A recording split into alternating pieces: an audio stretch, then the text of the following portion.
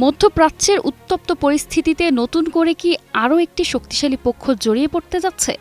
সিরিয়ায় তুরস্কের সম্ভাব্য সামরিক উপস্থিতি ঘিরে ইসরায়েল ও দামেস্কের মধ্যে তৈরি হয়েছে নতুন উদ্বেগ। আর এরই মধ্যে ইসরায়েলের গোয়েন্দা সংস্থা মোসাদের প্রধান ও সিরিয়ার পররাষ্ট্রমন্ত্রীর মধ্যে হয়েছে গুরুত্বপূর্ণ এক ফোন আলাপ। সেই আলোচনার কয়েকদিনের মধ্যেই সিরিয়ার একটি বিমান ঘাঁটিতে ইসরায়েলের হামলা পরিস্থিতিকে আরও জটিল করে তুলেছে। তুরস্কের সেনা মোতায়েন, সামরিক সহায়তা ও ড্রোন সরবরাহ নিয়ে ইসরায়েলের উদ্বেগ, সব মিলিয়ে সিরিয়াকে ঘিরে আঞ্চলিক শক্তিগুলোর টানাপোড়েন এখন কোন দিকে যাচ্ছে, উঠছে সেই বড় প্রশ্ন। নগদ নিয়ে এলো হার না মানা হার অফার। সর্বনিম্ন 10,000 টাকা রেমিটেন্স নগদে পাঠালে থাকছে স্বর্ণের হার জেতার সুযোগ।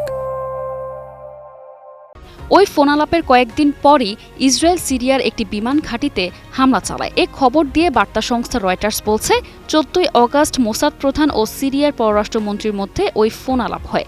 সিরিয়ার প্রেসিডেন্ট আহমেদ আল শারার নেতৃত্বাধীন দামেস্ক প্রশাসনের সঙ্গে ইসরায়েলের এ পর্যন্ত হওয়া সর্বোচ্চ পর্যায়ের যোগাযোগগুলোর একটি ছিল এটি। মোসাদ সংক্রান্ত বিষয়ে বক্তব্য দেওয়ার দায়িত্বে থাকা ইসরায়েলের প্রধানমন্ত্রীর কার্যালয় তাৎক্ষণিকভাবে এ বিষয়ে মন্তব্যের অনুরোধের জবাব দেয়নি। শাইবানির একজন মুখপাত্রও কোনো প্রতিক্রিয়া জানায়নি। মঙ্গলবার ইসরায়েল সিরিয়ার আবু আল দুহর বিমান ঘাঁটিতে হামলা চালানোর পর ইসরায়েলের প্রধানমন্ত্রী বেনিয়ামিন নেতানিয়াহু বলেন, দামেস্ক সেখানে তুরস্কের সেনা মোতায়েনের অনুমতি দেয়ার দ্বার প্রান্তে ছিল। তিনি বলেন, এমন মোতায়েন ইসরায়েলের নিরাপত্তার জন্য হুমকি তৈরি করবে। এ বিষয়ে ইসরায়েল বারবার সতর্ক করলেও সিরিয়া তা উপেক্ষা করেছে। জানা যায়, 4 দিন আগে গোফম্যান ও শাইবানির ফোনালাপে সিরিয়াকে তুরস্কের সামরিক সহায়তার বিষয়টি প্রধান গুরুত্ব পেয়েছিল। একটি সূত্র বলছে, ফোনালাপে তুরস্ক তাদের সামরিক উপস্থিতি বাড়ানোর ক্ষেত্রে কী করছে, অস্ত্র বিক্রি, ড্রোন সরবরাহ এবং অন্যান্য বিষয় নিয়ে ইসরায়েলের জিজ্ঞাসা গুরুত্ব পেয়েছিল। দ্বিতীয় সূত্রটি একজন জ্যেষ্ঠ কর্মকর্তা। তিনি জানান, গোফম্যান সিরিয়ার সেনাবাহিনীকে তুরস্ক কী ধরনের অস্ত্র সরবরাহ করছে সে বিষয়ে জানতে চেয়েছিলেন।